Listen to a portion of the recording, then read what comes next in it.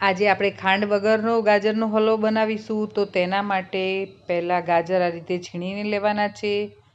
હવે આપણે એક વાસણમાં 2 ચમચી જેટલું ઘી લેવાનું છે.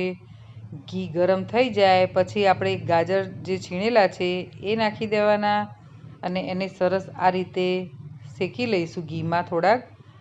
ગેસની ફ્લેમ આપણે ધીમી રાખીશું, જેથી છીણ વાસણમાં નીચે ચોંટી ના જાય. અને આ બધું જ સરસ મિક્સ થઈ જાય પછી આપણે તેમાં ફૂલ ફેટ જે દૂધ આવે છે મલાઈ કાઢ્યા વગરનું, એ નાખવાનું છે અંદર. અને આ રીતે સરસ મિક્સ કરી લેવાનું છે. દૂધને બધું બળી ના જાય ત્યાં સુધી આપણે આ રીતે હલાવતા રહેવાનું છે. હવે આ ડ્રાયફ્રૂટ્સ લીધા છે, કાજુ, બદામ, પિસ્તા અને દ્રાક્ષ. બીજા એક વાસણમાં 1 ચમચી જેટલું ઘી લઈને બધા જ ડ્રાયફ્રૂટ્સને શેકી લેવાના.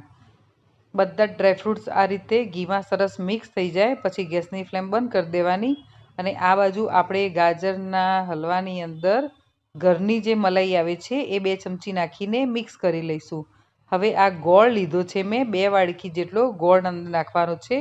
ગોળ ઝીણો સમારીને નાખીશું તો જલ્દી ઓગળી જશે. અને આ રીતે બધું જ સરસ મિક્સ કરી લેવાનું છે અને હલાવતા રહેવાનું છે. ગોળનું બધું જ જે પાણી છૂટે છે એ આપણે બધું બાળી દેવાનું છે. ને 1 ચમચી જેટલું આપણે ઇલાયચી પાવડર નાખીશું અને એને પણ આ રીતે સરસ મિક્સ કરી લઈશું. હવે જે ડ્રાયફ્રૂટ્સ આપણે શેકીને રાખ્યા છે એ બધામાં એડ કરવાના છે. નીચે આ રીતે બિલકુલ પણ પાણીનો ભાગ રહેવો ના જોઈએ આપણે ગાજરના છીણમાં.